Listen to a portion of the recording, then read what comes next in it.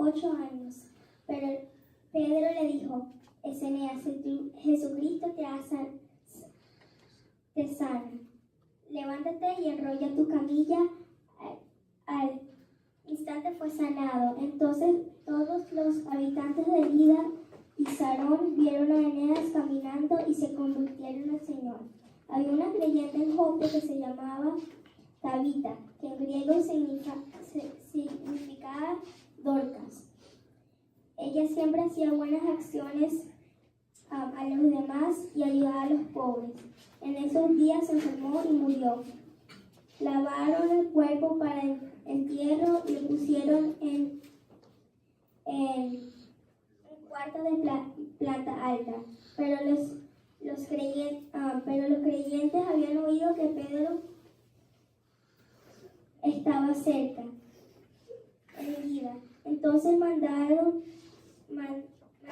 a 2 hombres a suplicarle: por favor, ven tan pronto como puedas. Así Pedro regresó con ellos y tan pronto como llegó, lo llevaron al cuarto de planta alta. El cuarto estaba lleno de viudas que lloraban y le mostraban a Pedro las túnicas y demás ropa que Dorcas les había hecho. Pedro dijo: les pido a todos que salieran del cuarto. Luego se arrodilló y oró, volviéndose hacia Tabita, hacia el cuerpo. Tabita, levántate. Y ella abrió los ojos. Cuando vio a Pedro, se sentó. Él le dio la mano y la ayudó a levantarse. Después llamó a las viudas y todos los creyentes y la presentaron viva. Las noticias corrieron por toda la ciudad y muchos creyeron en el Señor. Y Pedro se quedó mucho tiempo en Jope viviendo con Simón, un curtidor de pieles. Muy contento esta mañana de continuar con este maravilloso viaje a través del libro de los Hechos de los Apóstoles. Estoy muy contento de ver aquí a Juliana y a Bowen. Ellos son miembros de mi iglesia, Grace Valley Christian Center en California, y están de visita aquí en Orlando. Estamos muy contentos de tenerlo en medio nuestro. Como les decía, espero que todos, al igual que yo, hayan disfrutado de este estudio tan maravilloso del libro de los Hechos de los Apóstoles. Y hoy vamos a terminar el capítulo 9. Es interesante ver, el domingo pasado hablamos de cómo Saulo de Tarso, una vez convertido en su camino a Damasco, tuvo ese encuentro personal con el Cristo resucitado.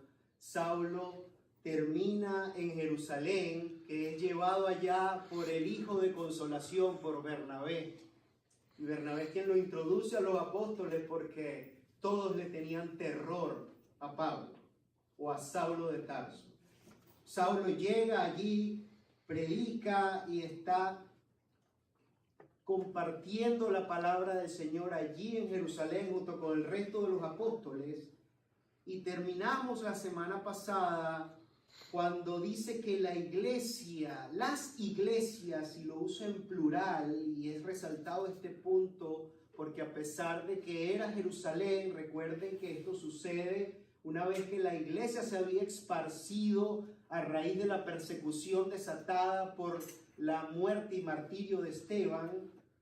La iglesia se había esparcido por todo el mundo, y ahí nos dice en el versículo 31 que las iglesias en plural tenían paz para toda Judea, Galilea y Samaria. O sea que lo que comenzó como un grupo de los apóstoles allí en el aposento alto en Jerusalén, después fue por la obra del Señor creciendo en gran manera, de una manera exponencial, crece viene el día de Pentecostés y desciende maravillosamente sobre la multitud, unos 120 que estaban en ese aposento alto, desciende como lenguas de fuego el Espíritu Santo, y el Espíritu Santo en esa oportunidad soberanamente hace que los miembros de ese pequeño grupo, bueno, no tan pequeño porque es más numeroso que nosotros, 120, comiencen a hablar en otros idiomas. Y eso trae la atención de las personas, y las personas se acercan a ver qué está sucediendo allí en Jerusalén. Y cuando esto sucede, le da la gran oportunidad para que el apóstol Pedro tome una suerte de liderazgo y pronuncie su primer gran sermón. Y en esa oportunidad se convirtieron 3,000 hombres, sin contar a las mujeres y a los niños. Luego, más adelante, sabemos que entonces esta iglesia creció a 5,000 personas, aproximadamente 5,000 hombres, cuando el mismo Pedro y Juan, camino al templo a las 3 de la tarde, a la hora de la oración, ven a un cojo de nacimiento y lo sanan. Y vamos a tocar eso más adelante. Y lo sanan, y este evento hace que se acerque un montón de personas, y eso hace que la iglesia crezca a 5,000, y luego después la iglesia seguía expandiéndose por la predicación de la palabra de Dios, y lo que hace es que una iglesia que comenzó con 120 creciera hasta unos 20,000, al punto que generaron las necesidades. Tienen que nombrar los primeros diáconos, 7 hombres llenos del Espíritu Santo, y allí nosotros vemos que hasta el capítulo 5 Pedro pareciera tener como que ser el actor principal de todos estos hechos. Sin embargo, hemos repetido que no era Pedro, era el grupo de apóstoles como un consejo de ancianos.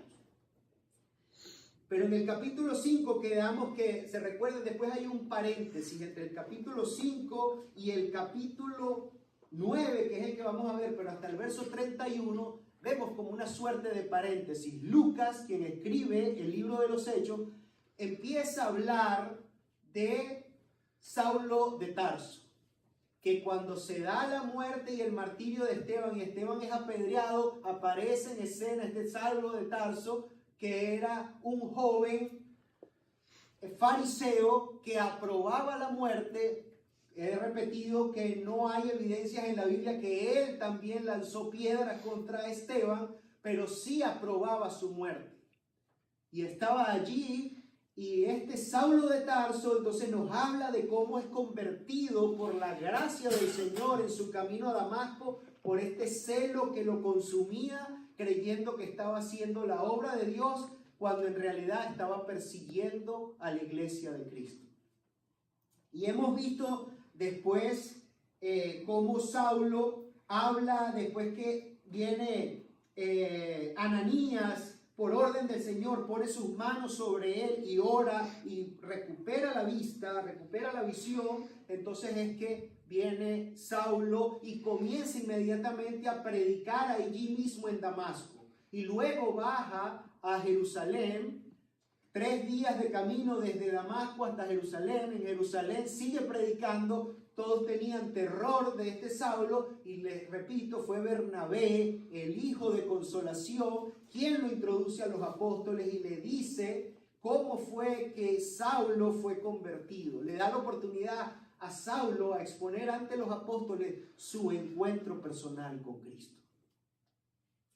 Y ahora, entonces, termina hablando de que las iglesias que estaban esparcidas ya no era un núcleo en Jerusalén, ahora ya estaba por toda Judea, por Samaria y por Galilea, cumpliéndose la palabra de nuestro Señor Jesucristo que leímos en Hechos 1, que cuando les dijo a los apóstoles: ustedes me serán testigos en Jerusalén, en Judea, en Samaria y hasta los confines de la tierra.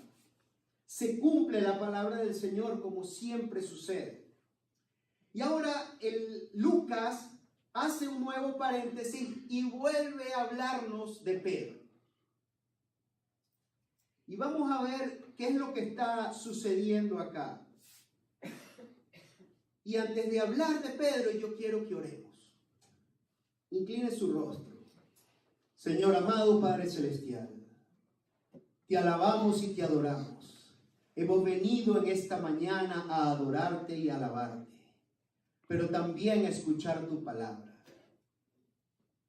Tu palabra que es como espada de dos filos, que penetra hasta lo más profundo de nuestro ser.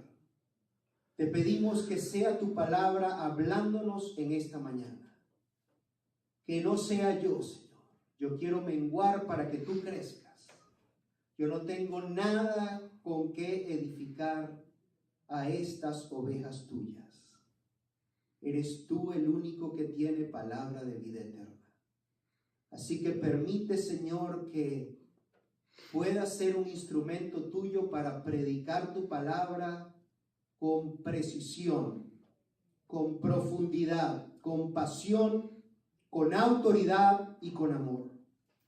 Y te pido por mis hermanos, todas las almas aquí reunidas, que esta palabra pueda quedar grabada en las tablas de sus corazones, porque te lo pedimos en el nombre de Cristo Jesús nuestro Señor. Amén.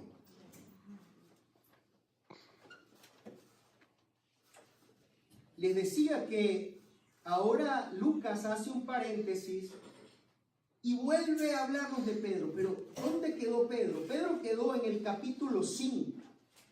No sé si recuerdan. Allí en el capítulo 5, después del evento de Ananías y Zafira, que trataron de engañar a la iglesia y al Espíritu Santo, vendiendo una propiedad que les pertenecía y trayendo parte del dinero a la iglesia, pero dijeron que era todo el dinero producto de la venta.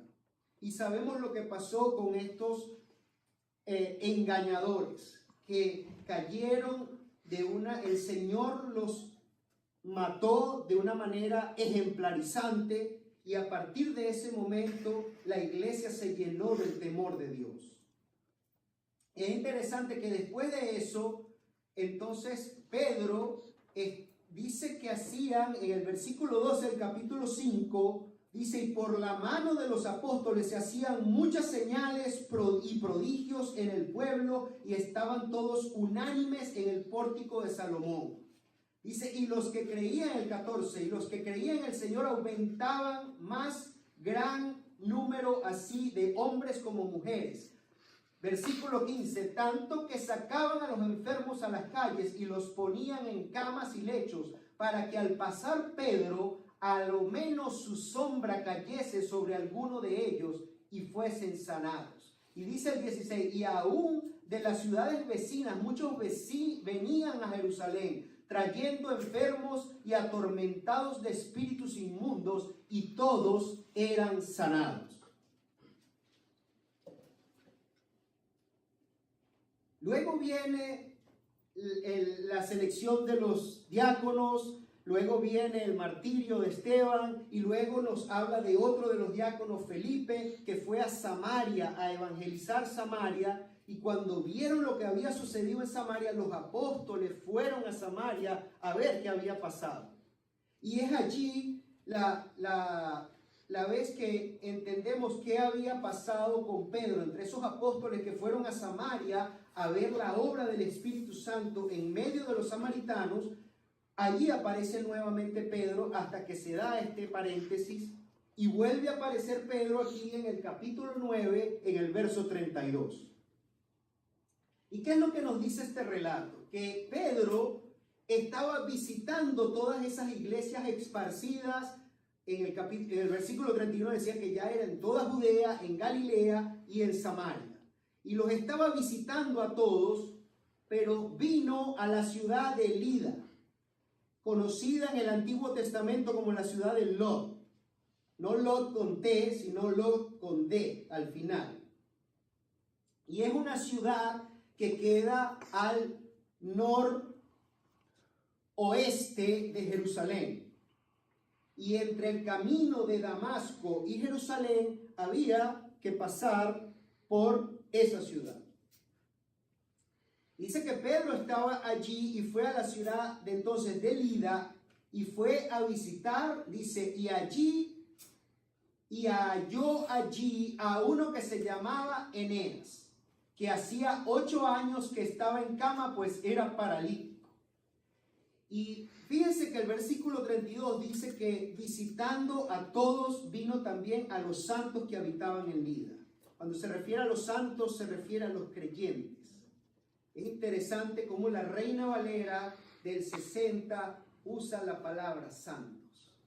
Y eso es algo que estaba hablando ayer, porque hoy en día se habla mucho, incluso dentro de la iglesia reformada, se habla mucho de la gracia, pero en algunas partes de la iglesia reformada, tristemente, nunca hablan de la santidad.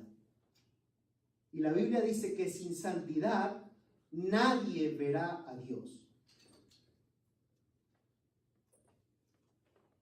Por eso los creyentes de esta iglesia que la conocemos como iglesia primitiva, se referían a ellos como los santos, porque procuraban la santidad. Y la santidad no es el tema principal de hoy, pero quiero recordarlo, que la santidad es un proceso que comienza con una vez que el creyente es llamado por Dios y es regenerado, comienza un proceso que dura toda su vida, donde el Señor comienza a formar el carácter de Cristo en ese pecador regenerado. Pero es a diferencia de la salvación y la justificación, donde el pecador es un actor absolutamente pasivo, la santificación es un proceso que coopera el creyente con el Espíritu Santo.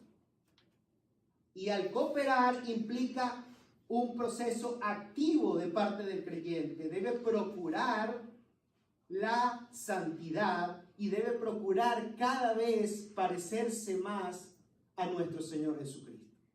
No es algo que sucede sentado en una silla. Es algo que se procura en oración, en lectura sistemática, profunda y seria de la palabra de Dios, y es algo que se practica, porque no solo basta con leer la palabra de Dios sistemáticamente y de manera seria y simplemente que se transforme en un crecimiento intelectual, sino que tiene que hacer que cada palabra aprendida se ponga inmediatamente o lo más pronto posible en práctica. Leer y obedecer. De eso consiste la vida del creyente. Pero seguimos. Entonces, ¿qué está pasando aquí? Que Pedro llega a Lida y halló allí a una persona que se llamaba Eneas. Y Eneas hacía 8 años que estaba en cama, era paralítico. Es decir, que los paralíticos generalmente están en cama. No sabemos de un paralítico que camine, ¿verdad?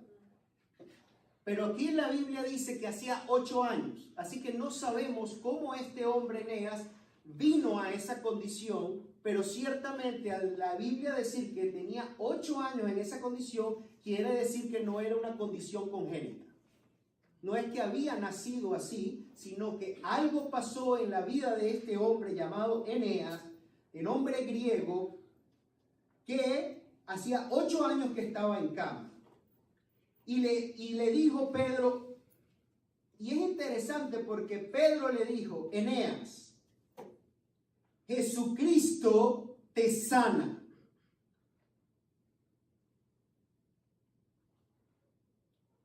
Ambas, la Nueva Traducción Viviente y la Reina Valera, dice te sana.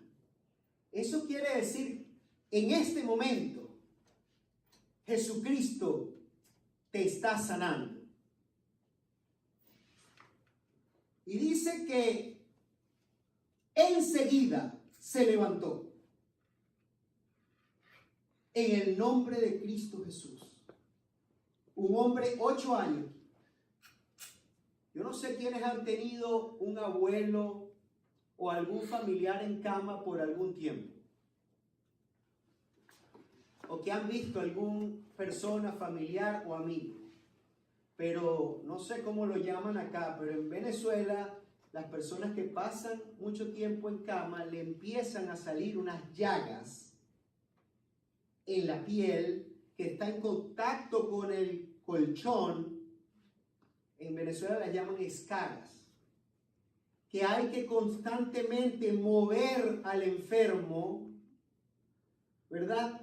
Y cambiar las sábanas, el linen, de las camas, porque si no, estas llagas, yo lo vi con el abuelo de Daniela, en el talón tenía un hueco que se le veía el hueso, de tanto estar acostado, y no fueron 8 años, fueron 3. Entonces imagínense una persona que está en una condición de cama de 8 años y no había en ese entonces ni cerca a la cantidad de lencería que hoy tenemos las familias que vivimos en los Estados Unidos, allí en el closet para cambiar constantemente. No había lavadora ni secadora, ¿verdad? Pero era un hombre que estaba en una condición dependiente totalmente de sus familiares y probablemente de los creyentes, de la comunidad de creyentes. Y por eso este texto está unido al siguiente evento que vamos a ver de una hermana de la iglesia que se llamaba Dorcas.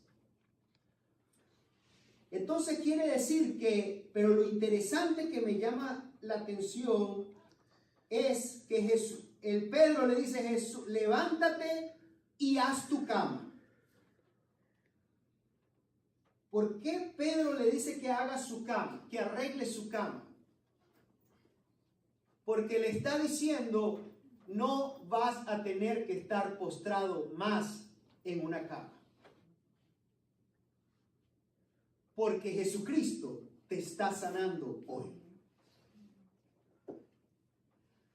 Mi mamá tuvo cáncer de mama. Y cuando le tocó el cáncer de mama,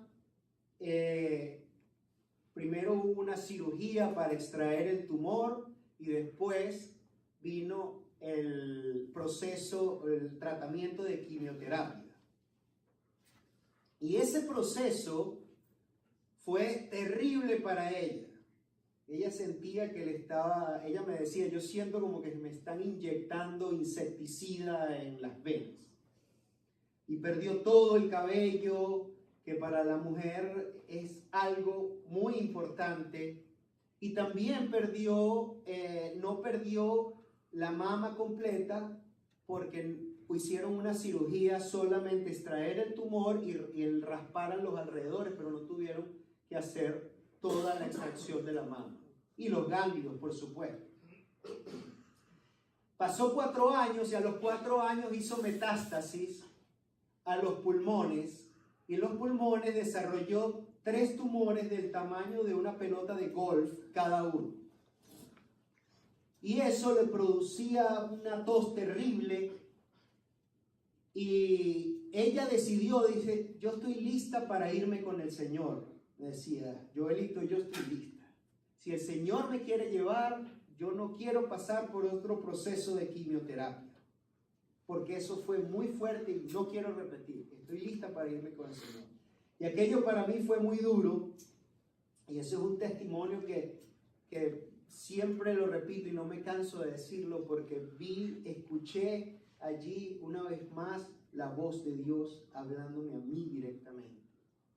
Y el Señor, en alguna oportunidad compartí que en un servicio allá en Caracas de fin de año, en una iglesia muy numerosa, yo caí en el piso postrado, de rodillas, llorando, y no me importó hacer el ridículo o que la gente pensara que me viera allí postrado como un loco o alguien fuera de sí.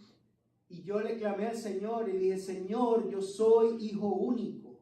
Lo único que tengo es mi mamá y no me has presentado aún mi esposa, no me has dado mi familia y te la vas a llevar. Y el Señor me dijo esa noche, sí, porque ella es mía y no es tuya. Y eso me hizo llorar y llorar y llorar y aceptarlo. Pero enseguida el Espíritu Santo trajo a mi mente el pasaje del rey Ezequías. Y el rey Ezequías, yo me acordé que dije, Señor, yo recuerdo que tú al rey Ezequías le dijiste que pusiera su casa en orden porque te lo ibas a llevar, y él clamó a ti y tú le extendiste la vida, y le extendiste la vida por 15 años. Yo te pido que por favor, si es tu voluntad, le extiendas la vida a mi mamá 6 años. Pero que no se haga mi voluntad sino la tuya. Porque ahora entiendo que ella te pertenece a ti y no a mí. Y te doy gracias por el tiempo que me has permitido disfrutarla. Cuando terminé esa oración, aún de rodillas y con mis ojos llenos de lágrimas, el Señor me dijo 2 palabras: está bien. Eso fue el 31 de diciembre del año 2005. A las 2 semanas mi mamá me llamó y me dijo, Joelito, creo que el Señor quiere que me someta otra vez al proceso de quimioterapia. Y así fue, y fuimos al doctor, a un doctor judío, y el doctor la examinó, la dejó, vístase señor, y vino a donde estaba yo y me dijo, aquí no hay mucho que hacer, pero si quieres lo intentamos. Yo le dije, vamos a intentarlo, doctor, porque sé en quién he creído. Y así fue, comenzó su proceso de quimioterapia. El 31 de diciembre del año 2006, fui otra vez al mismo servicio en la misma iglesia, y fui con mi mamá y fui con Daniela. Y mi mamá, el médico había dicho que ya los tumores estaban en remisión, y ya Daniela y yo habíamos empezado a una relación de noviazgo. El 31 de diciembre del año 2007 fui otra vez al mismo servicio con mi mamá declarada sana por los médicos, y con Daniela, ya era mi esposa. Llegué a ese servicio sin nada y me postré ante Dios y el Señor me escuchó.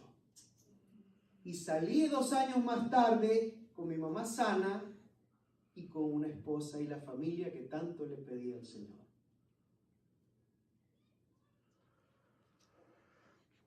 El tema aquí es que Dios es el mismo ayer, hoy y siempre. Y Dios aún tiene el poder para sanar. Y el sermón de hoy lo llamé El Evangelio es poder de Dios para salvación.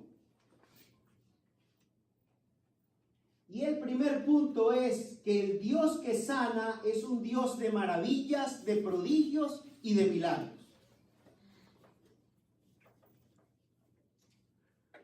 Pero ¿saben una cosa? Este evento del cáncer a mi mamá le generaba temor.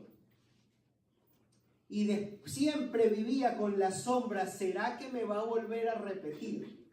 ¿Va a salir otra vez metástasis en algún lado? Y el Señor a mí me lo dijo y yo le decía, mamá, tú te vas a morir, porque todos nos vamos a morir en algún momento. Pero tú de cáncer no te vas a morir, porque el Señor te sanó. Eso es lo que está pasando aquí con Eneas. Pedro le dice, Eneas, levántate y haz tu cama, porque no la vas a necesitar más. El Señor es quien te sanó. No es Pedro, no es ningún médico. El Señor Jesucristo cuando sana, sana. Y mi mamá murió, pero no de cáncer. Más nunca la tocó el cáncer. Murió de una afección en el corazón. La válvula mitral le falló. ¿Y saben cuántos años más tarde? 7 años más tarde. El Señor me dio más abundantemente de lo que yo supe pedirle. Y mi mamá le concedió los deseos a ella de ver y cargar a sus nietos. Ahora dice, y le vieron todos los que habitaban en Lida y en Sarón, versículo 35, los cuales se convirtieron al Señor.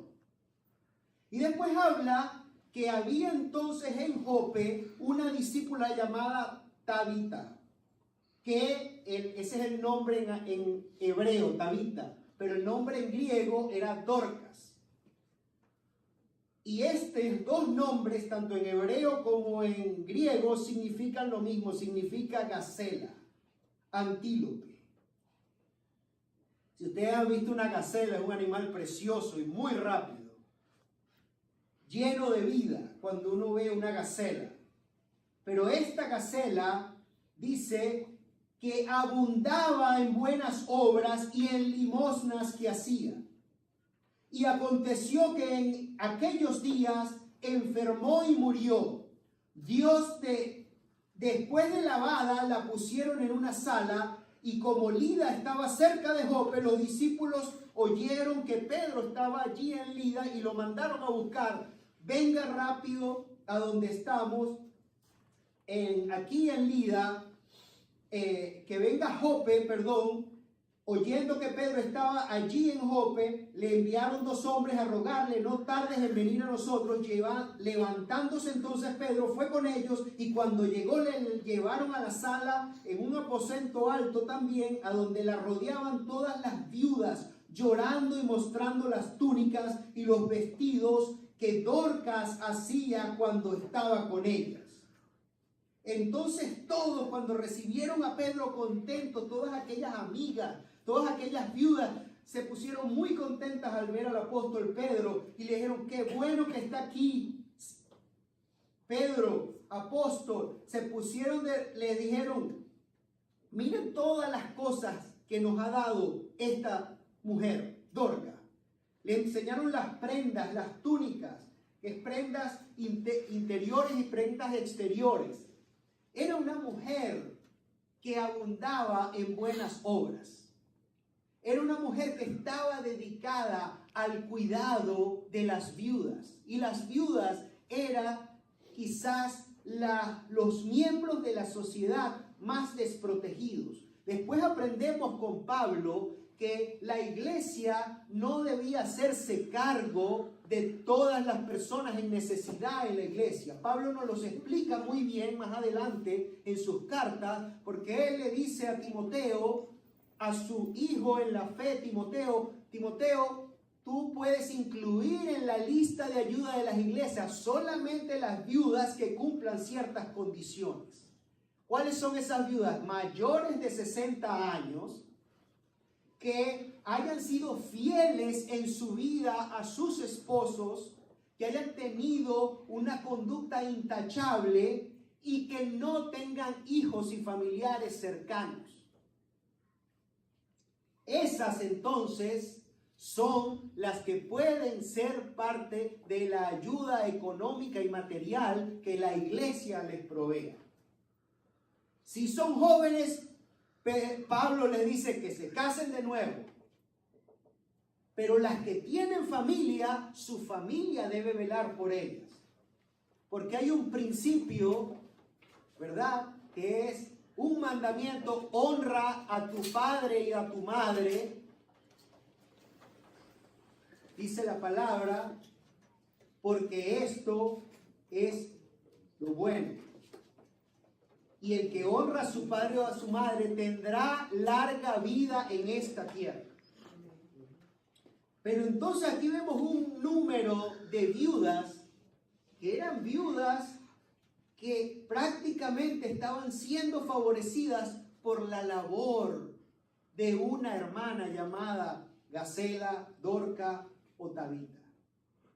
Imagínense ustedes que ustedes sean una viuda. Nosotros ahora tenemos en nuestra congregación una viuda que hoy no está aquí con nosotros, pero que tiene un corazón más grande que ella. Misionera de 50 años. Y aquí está, hoy no vino porque sus familiares que viven cerca la dejaron en casa de su hermana que vive en downtown y es lejos de aquí. pero ella está comprometida a congregarse con nosotros. Pero ella tiene familiares e hijas que cuidan de ella. Pero un grupo de viudas que no tenían a nadie aparentemente, solo tenían a una hermana de la iglesia que se llamaba Dorcas, que velaba por ellas, y resulta que Dorcas se muere. ¿Se imaginan el estado de tristeza que había en esta comunidad de ancianas? Hasta la ropa de vestir Dorcas se las hacía. Ellas están desesperadas, y en la cultura hebrea hay una tradición, una creencia que cuando una persona fallece, todavía hay chance de que su alma vuelva al cuerpo si no pasan más de 3 días. Por eso ellas lavan el cuerpo, y a pesar que la tradición era enterrarlo inmediatamente, ¿se acuerdan de Lázaro? A Lázaro lo enterraron, pero el Señor quiso pasar los 4 días para que se viera el poder de Dios en Lázaro. Igualmente pasa aquí con Dorcas, pero Dorcas mandan a llamar a Pedro, y Pedro llega antes de los 3 días. Y es interesante porque aquí entonces lo que sucede es que Pedro les dice a todos: salgan del cuarto, a todas las ancianas, sálganse del cuarto. ¿Se recuerdan el pasaje de la hija de Jairo? Que el Señor llegó con sus discípulos, y mientras iba, la multitud no los dejaba avanzar, y Jairo angustiado por su pequeña hija, y resulta que para colmo interrumpe su caminar hacia la casa de Jairo porque una mujer con un sangrado se acerca por detrás y toca el borde de su manto, e inmediatamente es sanada. Y el Señor se detiene: ¿quién me tocó? Y los discípulos: ¿pero cómo que quién te tocó? Mira la multitud, Señor. Dice: no, alguien me tocó porque salió poder de mí. Y enseguida la mujer se identifica y dice: tu fe te ha sanado. Y después sigue hacia la casa de Jairo. Cuando llega a la casa, va llegando a la casa de Jairo, salen corriendo y le dice: no molestes más al maestro porque ya tu hija murió. Y muchas veces pasa eso, que pensamos que para Dios ya no hay tiempo. Pero Dios nunca llega tarde. Entonces sale y le dice: no lloren, ella solo duerme. Y se echaron a reír de manera burlona, porque nunca hay quien se burle del poder de Dios. Y entraron, y el Señor Jesús entró con sus 3 apóstoles de su círculo más cerrado: Pedro, Juan y Jacobo. Y le dijo: sálganse todo el mundo. Y allí le dijo a la niña que se levantara. Muerta, resucitó inmediatamente. Aquí Pedro hace lo mismo que hizo su Señor, nuestro Señor, y le dice a la gente que se retire. Y en el mismo momento, a diferencia de lo que hizo con Eneas, que simplemente le dijo: el Señor Jesús te sana, aquí no lo pronuncia, sino que se lanza de rodillas a orar. Porque una cosa es sanar un paralítico y otra cosa es levantar un muerto. No sé si se acuerdan del pasaje en el Antiguo Testamento de Eliseo, de una mujer que no podía tener hijos. Él oró por ella porque la mujer siempre lo recibía y le daba comida y habitación, y por fin tuvo un hijo, y después el niño creció y el niño murió. Le empezó un dolor de cabeza tremendo y el niño murió. ¿Se recuerdan de eso? Y luego Eliseo subió al cuarto donde estaba el niño en la cama, cerró él solo el cuarto y se lanzó, se puso acostado así sobre el cuerpo, cara a cara con el cuerpo del niño, y lo tuvo que hacer en oración 3 veces, y a la tercera vez el niño se levantó y lo presentó a su madre. Ese niño era, después de Dios, toda la esperanza que tenía esa madre viuda. era igual que la esperanza que tenían estas viudas. La única esperanza, aliento que tenían, aparte del Señor, era Dorcas.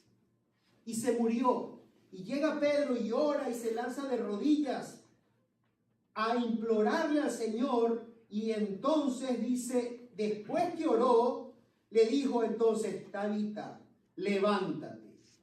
Y ella abrió los ojos y al ver a Pedro se incorporó. O sea, se sentó en la cama. Esto fue notorio en toda Jope y muchos creyeron en el Señor.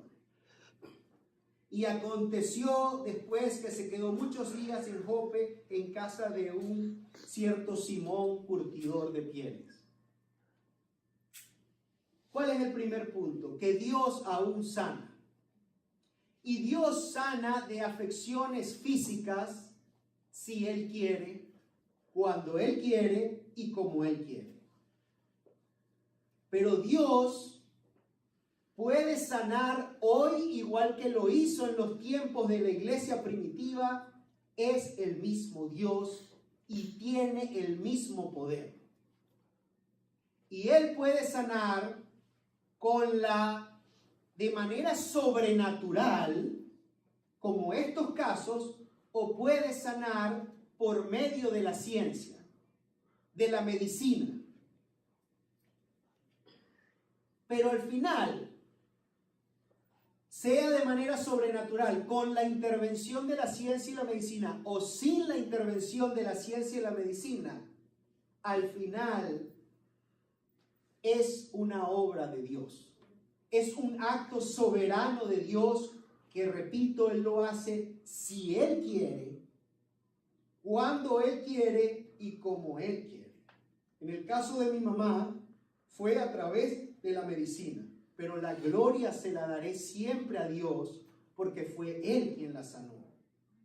En ese mismo momento que mi mamá fue diagnosticada con una metástasis en los pulmones, uno de mis mejores amigos en el trabajo fue diagnosticado igual con un tumor, un solo tumor en vez de 3, en el pulmón. Mi compañero de trabajo que apreciaba mucho, JJ Pérez, en la misma oportunidad le detectaron ese cáncer.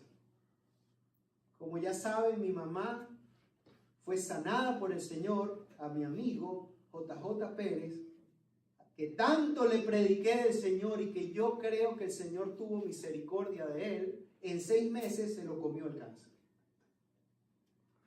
Entonces al final quien da y quien quita la vida es el Señor. Ahora es importante, el otro punto que quiero hacer aquí es que Dios no está, pongámoslo de otra forma, Dios está más interesado en tu alma que en tu cuerpo. A pesar de que el cuerpo es el templo del Espíritu Santo y debemos cuidarlo y a Él le pertenece. Eso lo leímos, si ustedes están siguiendo el cronograma, eso lo leímos hoy en 1 Corintios capítulo 5 y 6. Que el cuerpo no es nuestro, el cuerpo es de Dios y es el Espíritu Santo, es el templo del Espíritu Santo. Ahora, el Señor dijo, ¿de qué te vale ganar el mundo entero si en el proceso pierdes tu alma? ¿De qué te vale sanar de una enfermedad si no has sanado tu alma? Todos cuando enfrentamos una enfermedad, y más si es una enfermedad mortal, es algo que queremos salir de esa enfermedad. Es que si tan solo nosotros somos tan frágiles que un simple dolor de cabeza, Daniela sufre a veces de migraña, y esa migraña cuando le da, ella quisiera que se acabe y tomarse algo y que pase la migraña porque nos afecta terriblemente. Entonces cuando estamos enfermos, Dios nos puede sanar, con la ciencia o sin la ciencia, pero tengamos en cuenta que es un acto soberano de Él. Pero lo más que Él se preocupa es por la salud de tu alma. Como cantamos el himno, tú puedes decir hoy, it is well with my soul. Eso es una pregunta que cada uno ha de hacerse. ¿Cómo está mi alma? Porque el cuerpo va a quedar aquí, va a volver al polvo, pero el alma va a existir eternamente. En dos lugares, o va a existir en la presencia del Señor, o va a estar en un lugar de angustia y de crujir y rechinar de dientes. Eso es lo que enseña la palabra. Entonces, lo más importante que este Dios que sana es exactamente el segundo punto. Es el Dios que salva. Es el Dios que es el objetivo de los milagros. Cuando uno lee estos pasajes y habla de milagros y de sanaciones, a la gente le encanta. Ay, allá en Venezuela nunca hay una viejita que le fascine hablar de milagros. Porque a todo el mundo le gusta, le atrae el milagro. Pero los milagros no son un fin en sí mismo. Los milagros son un medio para traer salvación a la persona que es objeto del milagro y a los de a su alrededor. Fíjense que aquí dice la palabra en el versículo 35 que cuando vieron lo que pasó con Eneas, los cuales se convirtieron al Señor. Y luego dice en el 42 que cuando vieron lo que pasó con Dorcas, muchos creyeron en el Señor. Cuando el Señor permitió que Lázaro muriera, fue a propósito. No solo porque él sabía que él tenía el poder para resucitarlo de entre los muertos, sino para que esa resurrección fuera ejemplificante y muchos creyeran y vinieran al arrepentimiento. Lo mismo sucedió con el hablar en lenguas. Y la gente de tendencia pentecostal hacen del hablar en lenguas un fin en sí mismo. Fue una oportunidad en que habló el Espíritu Santo de manera soberana, hizo que hablaran en otros idiomas, no fueron lenguas que fueron lenguajes angelicales. Los que estaban allí podían entender lo que se decía, y la razón por la cual eso fue era exactamente para atraer una multitud y que la multitud pudiera escuchar el mensaje del Evangelio, que es poder de Dios para salvación.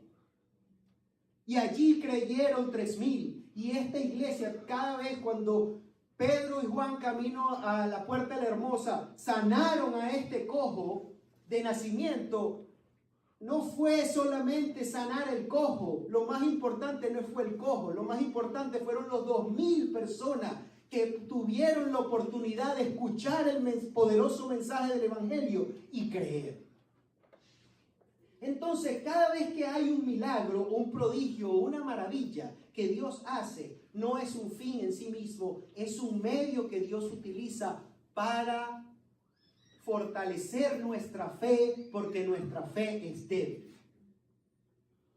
Nosotros necesitamos, por eso el Señor dice, bienaventurados los que creen sin ver y no vieron. Entonces, ese es el segundo punto, el Dios que salva. Entonces el objetivo del milagro es la salvación de tu alma. Y esa salvación solo viene por medio de la prédica del Evangelio. Es el Evangelio, la fe viene por el oír y el oír la palabra de Dios.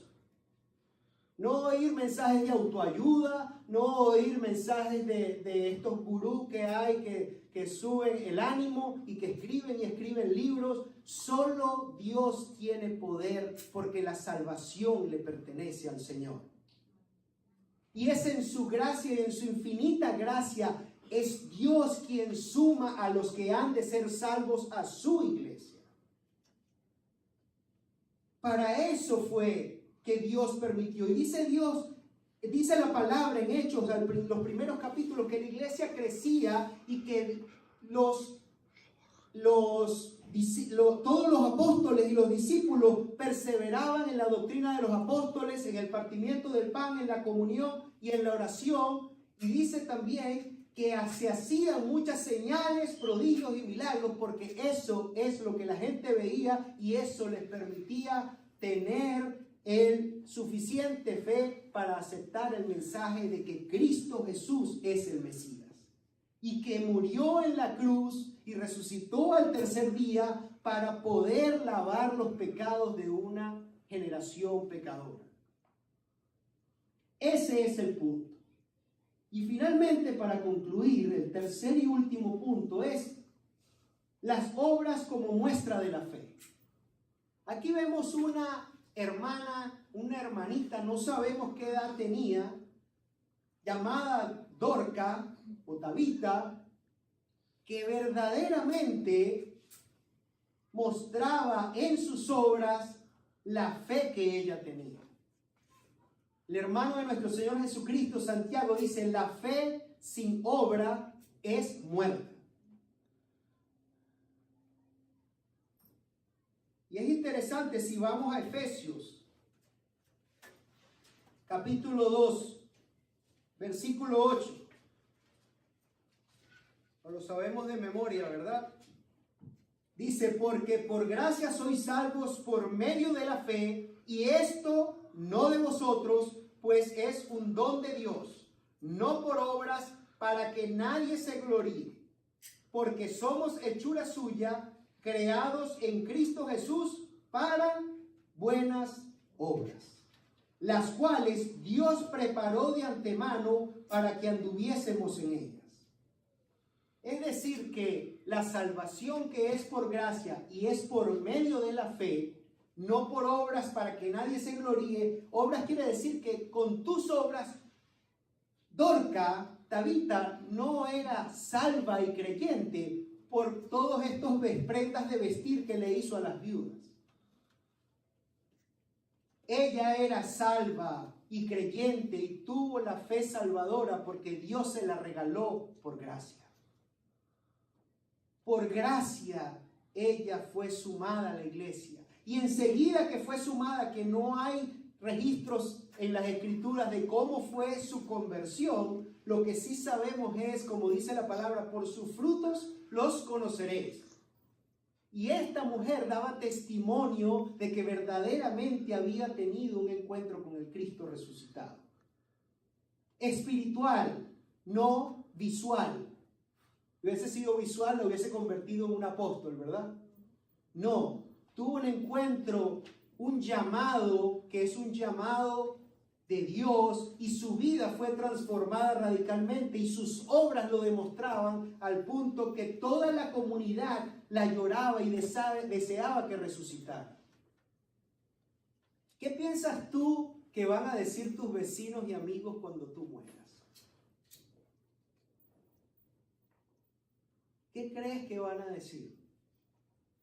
¿Van a estar tristes por todas las cosas y bendiciones que han recibido a través de ti como Dorca?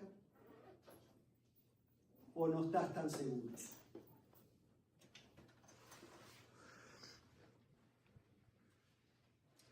Esas obras Dios las preparó de antemano. ¿Para qué? Para que anduviésemos en ellas. El creyente que es salvo por gracia está predestinado a ser conformado a la imagen de nuestro Señor Jesucristo, quien hizo obras. Y decía: aún los sábados obro, porque mi Padre los sábados obra. Y porque yo soy el Señor de los sábados. Así que, hermanos, tenemos que pensar si nuestra vida está reflejando el fruto de nuestra salvación. No es que las obras nos van a salvar y a ganar el favor de Dios. Es que como reconocemos que hemos sido salvos por gracia sin merecerlo, ahora nuestro corazón no puede hacer otra cosa sino vivir para Cristo, como dice Romanos capítulo 2.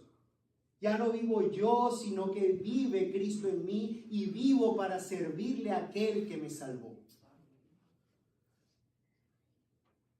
Que el Señor nos ayude a vivir una fe genuina.